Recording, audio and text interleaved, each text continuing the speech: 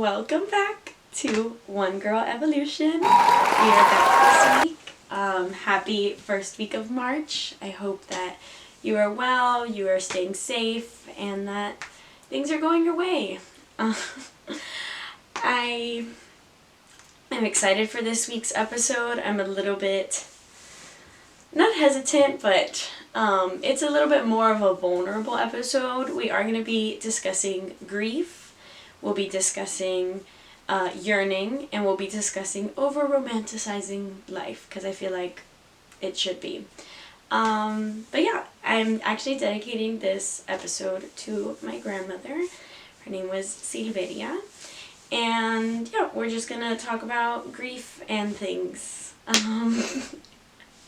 See how awkward I get? But yeah, if you lost someone, or you know someone who's lost someone, I'm so sorry, and maybe some things in this episode help, maybe they don't, but it's not a straight line, but you will get as through it as you can. That's from what I've heard. But sending you lots of love and light. So, today, one of our topics is grief. And the reason I wanted to talk about this was because March 1st is the 1-year anniversary that my grandma passed. And I think of her every day. I miss her every day. And so I just wanted to talk about grief and the things I've heard about it, the things I know about it, and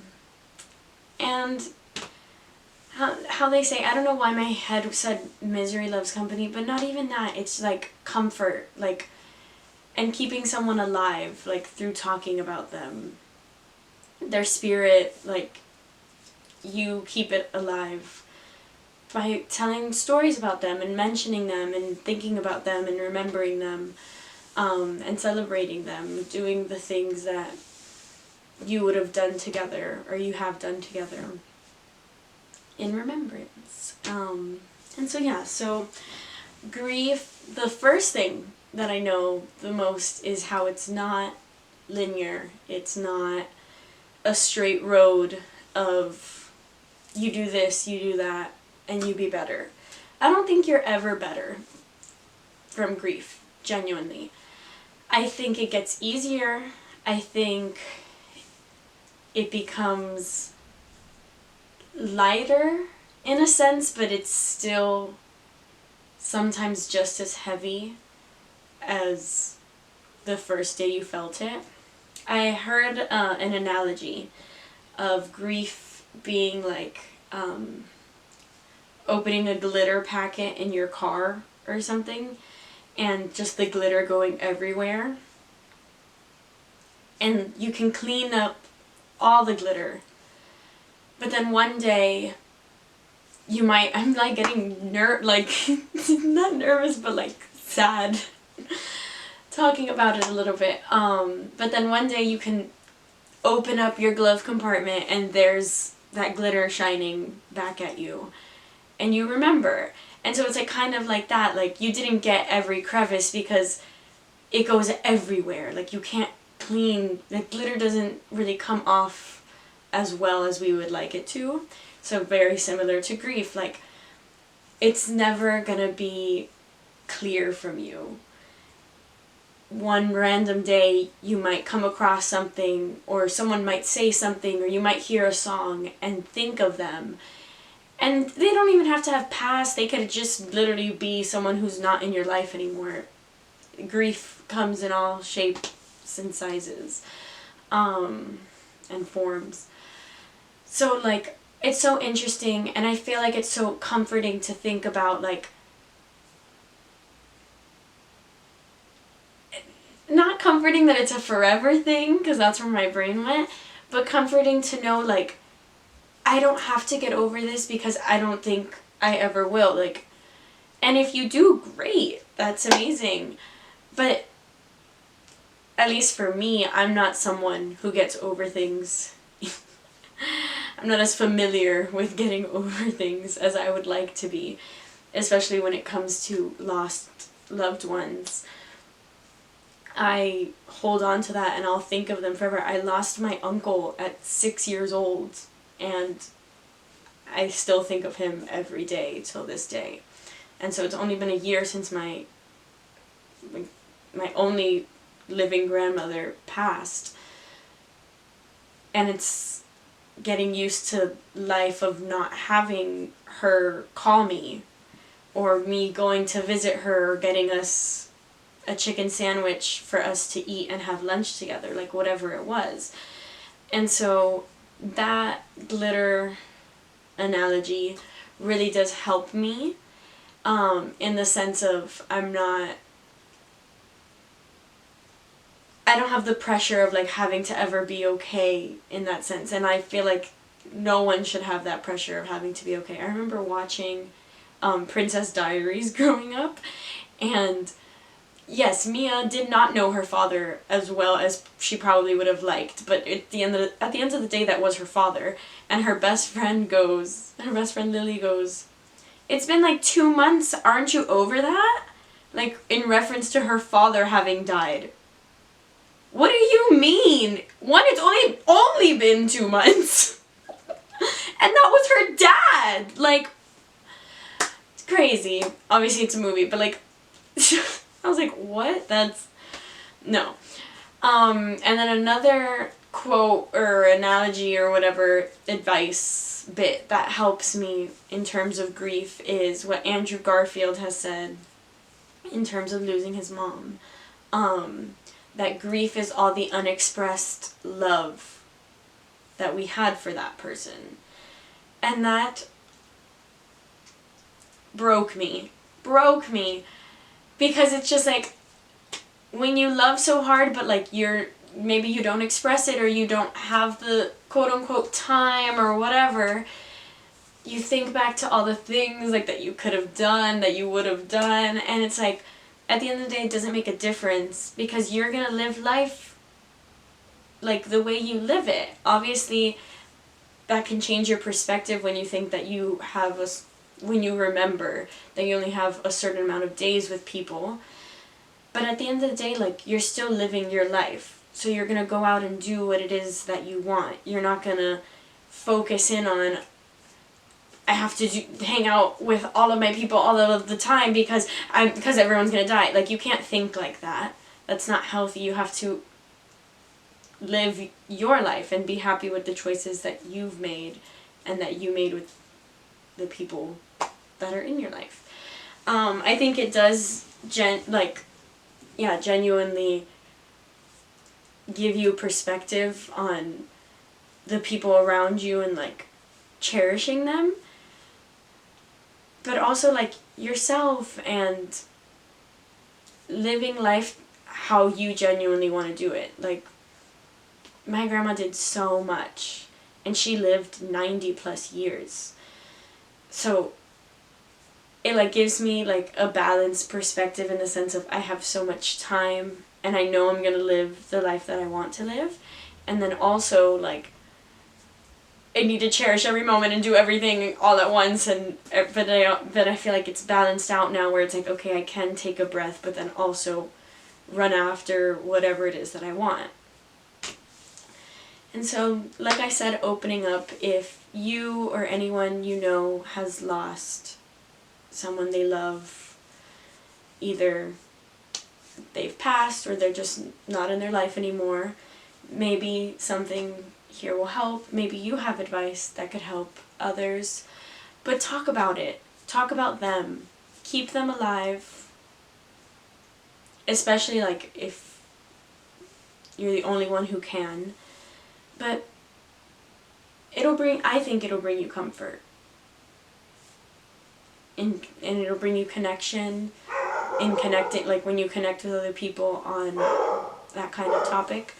But I just want to send you all the love and all the light, and not that it gets easier, but it gets more familiar. And you're so strong. Nothing in this life you can't handle. You can do whatever life throws at you. I promise. I love you.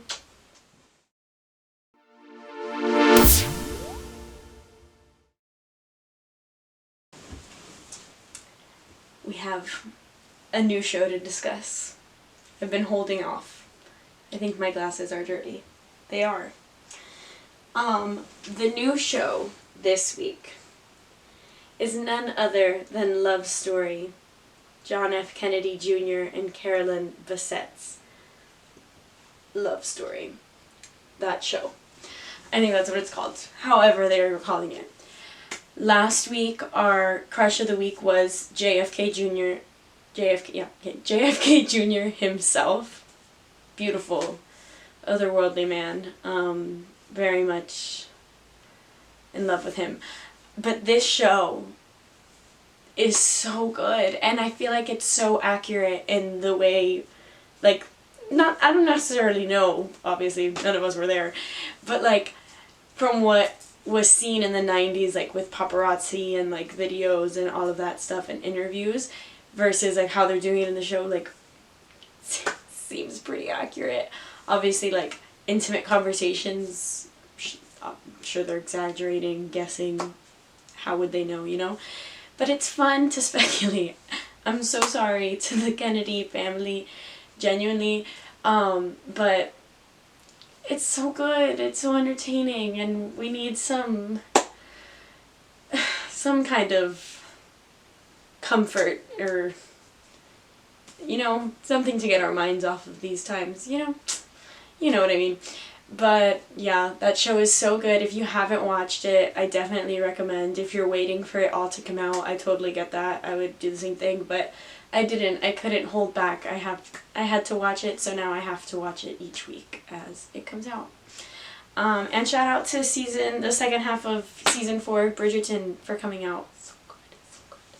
Maybe we'll talk about that next week. I don't know. But Love Story. Apparently this week is the episode with the wedding. Last week was the episode of them fighting in Central Park and those infamous pictures and videos. So good, so good. Obviously tragic what happened to the beautiful couple, but gone far too soon. But a beautiful story for us to reminisce on now. I'm still so sorry, Jack Schlossberg. I know you told us not to watch it, but I had to.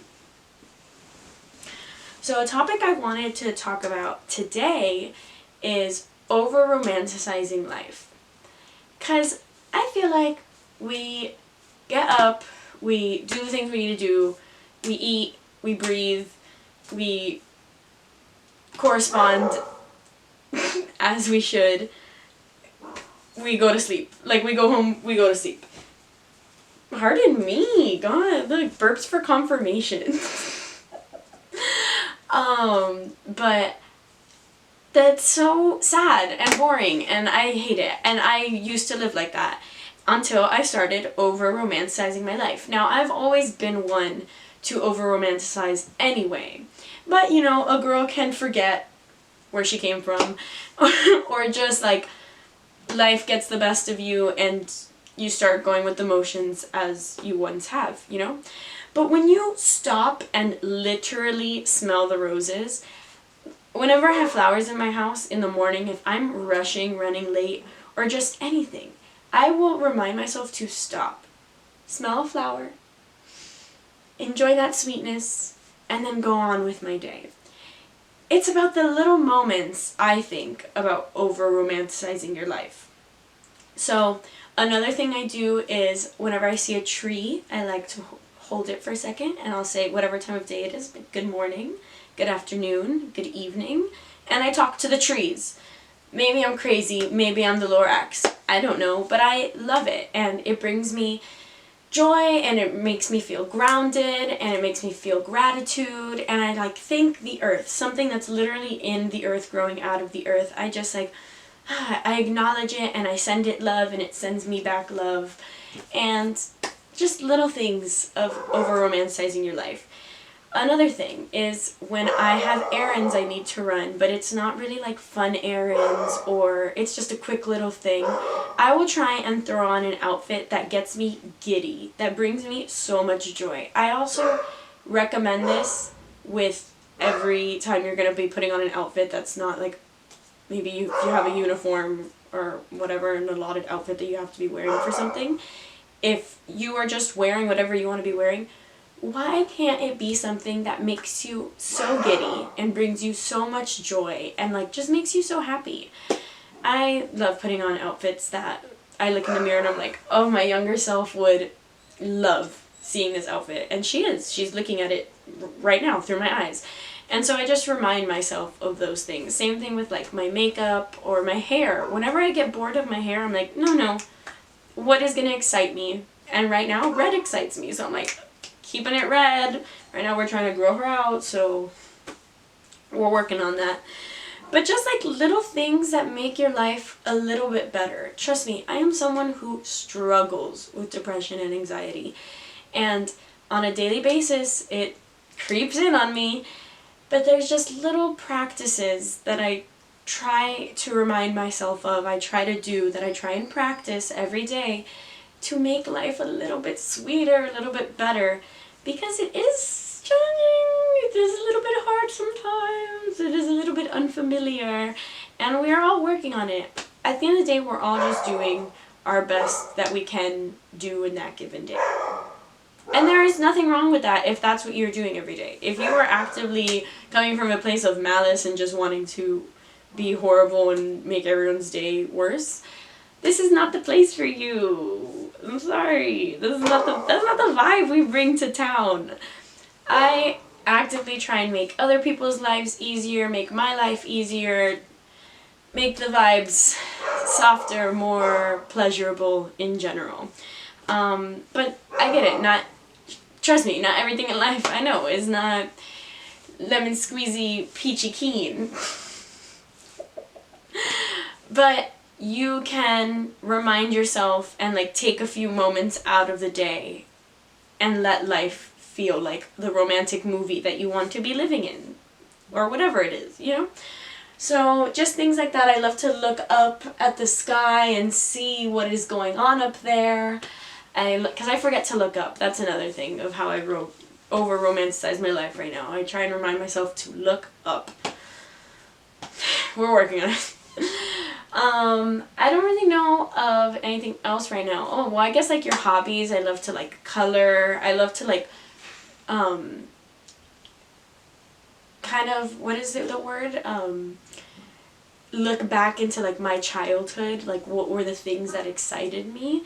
And like coloring, I loved what is that guy called? Where's Waldo? I loved Where's Waldo, so I got myself an adult Where's Waldo book. Reading, whatever it is, like just romanticize your life. Go and figure out a way to make it feel like you're in a movie or being written by someone. But I hope that resonated, and I hope you do it, or I hope you start, or I hope you have ideas. If you have ideas, let me know. I would love to hear them. Aww. Alert! There is a new crush of the week. We have a new crush this week, and my personal crush of the week is Drew Afualu. She is so freaking funny, so beautiful, so charming, and just like hilarious. She makes me pee myself, genuinely.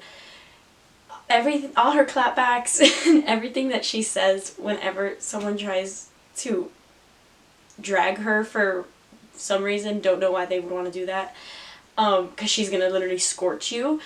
She's just so funny and creative and original in the way she comes back to people. It's so funny, and her takes, I agree with, honestly, like all of them. Obviously I haven't seen every single one, but like for the most part what she says, I agree. She is so funny and so unashamedly and abashedly herself, and I admire that so much. And so sending Drew love, because I feel like we should all be more outspoken and like her and just say what we think, and I love it so much. Who is your crush of this week? I would love to hear about them. Now, a topic I wanted to talk about today also was yearning. Why don't we yearn more? What happened to it? I don't know if it's that I watch a lot of period pieces, if I watch a lot of Bridgerton, or like what it is, but what happened to like a person yearning for another person, like someone yearning for someone? Why are we too cool for school? Why are we so nonchalant now? I feel like no one cares about anything, let alone loving themselves or others. Like, what's the big deal? I don't get it. I don't get what the detachment is, and I hate it. I'm such a lover girl. I love love. I love to be loved. I love to see love. I love love. Love is amazing. Like, I get it that not everyone is looking for their soulmate. Trust me, I get it. Like, who, in my young age, who's looking for forever in my book?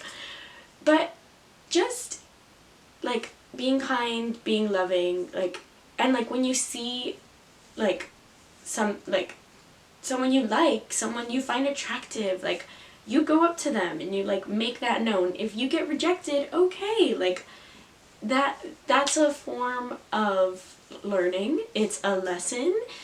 It's, okay, they weren't interested, that's fine, on to the next. Like, I don't know, it's exposure therapy. Like, we all need to get rejected more, reject more, but also put ourselves out there more, so it's, like, all more common. Like, I don't know, I'm just so upset. I am Latina, or Hispanic, I don't know what the difference is. I say I'm both, because who knows. But I'm a Hispanic girl, okay? I'm Cuban. I love a Spanish yearning song. I don't know what they're saying most of the time because my Spanish isn't that great. But in some of the songs, I know exactly what they're saying, and I feel it, and I get it. I also grew up with One Direction. Have you listened to a One Direction song? Not only is it just overtly sexual, and, like, that's what we grew up with. That's what we grew up with. It's also yearning, and it's wanting someone, and it's, like, being so unashamed about wanting that person, and just, like, yeah, I want you. What are you gonna do about it? Break up with your boyfriend, break up with your girlfriend, whatever it is that they say. But I just find it so interesting that at least half the population grew up with this kind of music.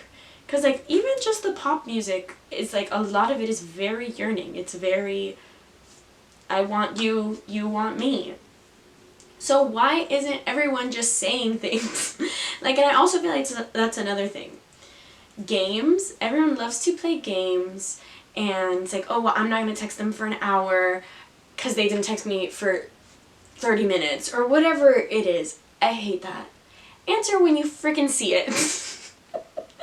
Like, what is this whole, like, I'm gonna act like I don't care, like, more than you don't care, because it's gonna get you to want me more. Like, I don't know. I don't understand it. I've never been good at it, and I've never just been one to play it. So I don't know. Maybe that's why I'm single, but I also don't think so. I think it's just so, in my head, immature and childish. Like, if you're into someone, just say it.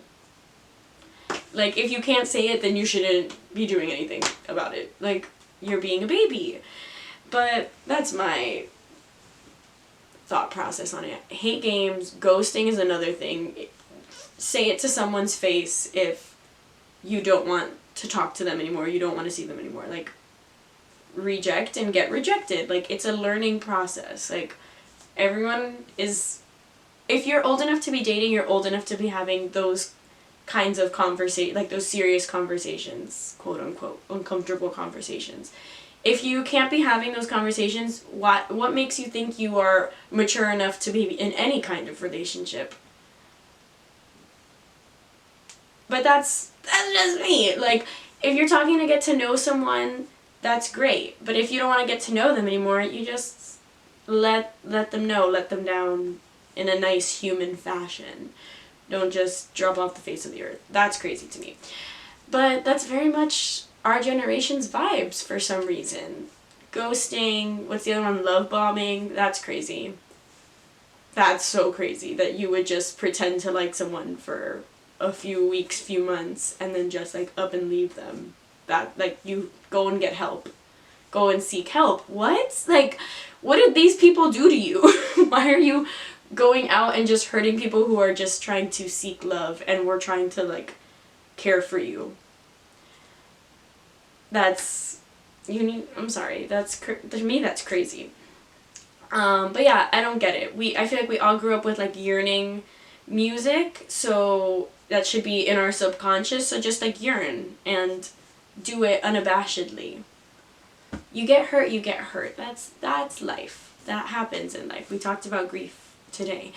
But I don't know, I feel like we all need to be more chalant.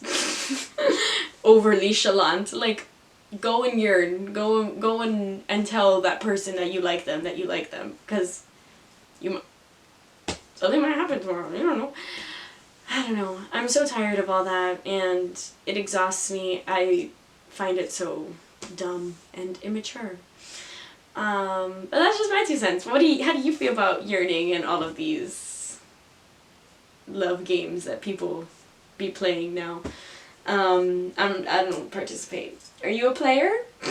Do you play? Tell me about it. But I would love to know, and I hope that people are treating you well, and that you are treating people well. Okay?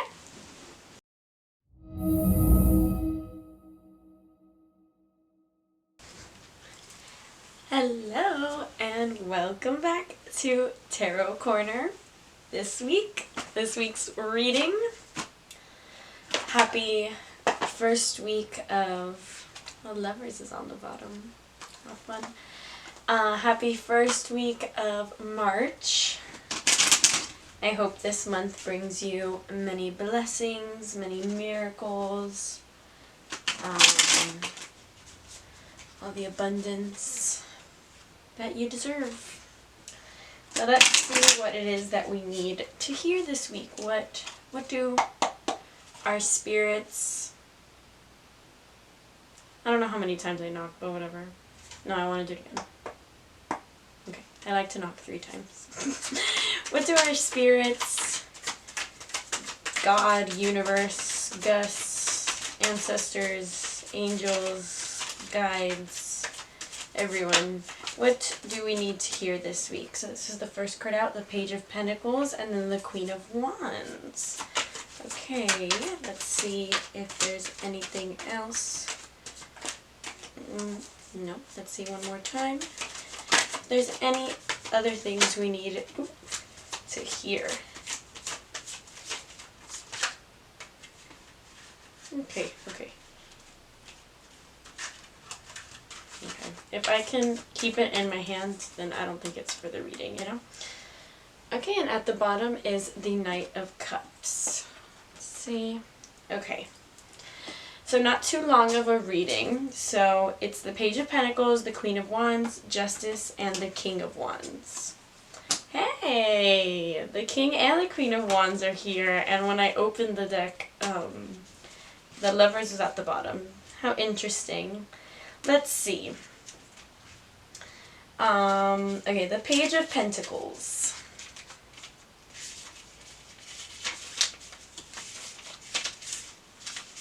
Here we are. Okay, so this page begins his journey toward a financial project. He is full of energy and excitement for what's to come. Okay, let's see what's going on. And then the Queen of Wands is the next card up. This queen is well respected and appreciated by her people. She is socially aware, respectable, confident, and full of charisma. So maybe this is the energy you are stepping into this new financial endeavor, but let's see what Justice has to say. So bad. I need to get better with the Roman numerals, but I think I am. We're working on it. Justice. The Justice card indicates that there will be a verdict in your current situation. This could mean that you will be rectified if you believe that you were in the right, but it could also mean that if you believe you have done wrong, that justice may be served. But I'm not getting the energy you did wrong. So I feel like justice is going to be served in the best way. Like you're going in on a new financial endeavor. You are respected and respectable and charming and charismatic. And so I feel like it's good justice. It's the justice. Maybe you were wrong. Maybe you have been wronged in the past. I don't know why it sounded so weird coming out. But maybe you've been wronged in the past and you're going to receive your justice for that. I believe that, I'm not sure if it's eclipse season or Mercury being in retrograde, one of the two, justice is being served. So if you have been not acting accordingly, it's not going to be it's not going to be good justice for you. But if you have been, then it's going to be very nice. That's what I've been hearing. I don't know. And then the last card that came out was the King of Wands. So this king is a powerhouse of success. He uses his charm and influence to bring others together to work towards accomplishing their goals. So I feel like this energy is all you, whoever I'm reading for. Also, entertainment purposes, only take this as it resonates.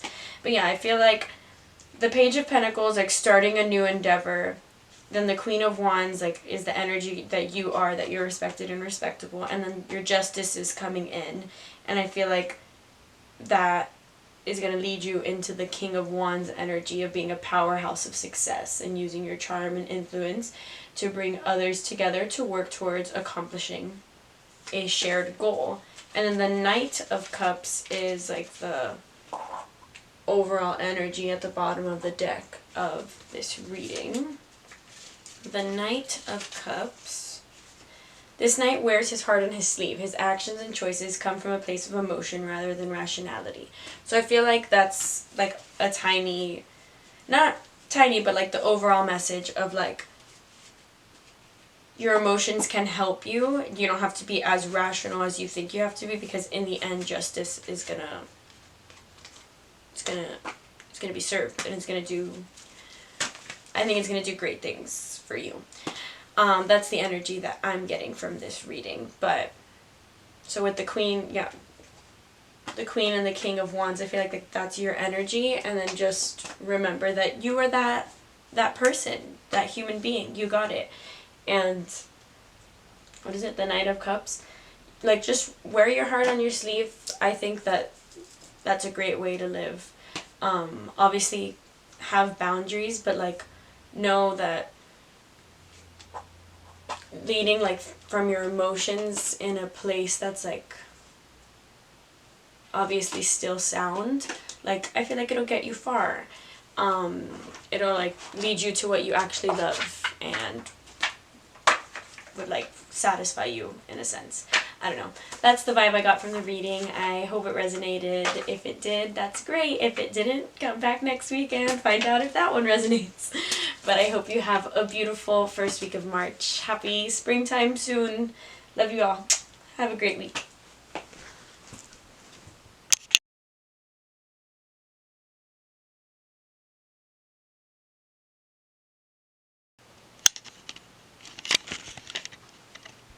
I should have put this message words, whatever. It's okay. Life happens. That was so much fun though. Oh, we're still recording on here, aren't we?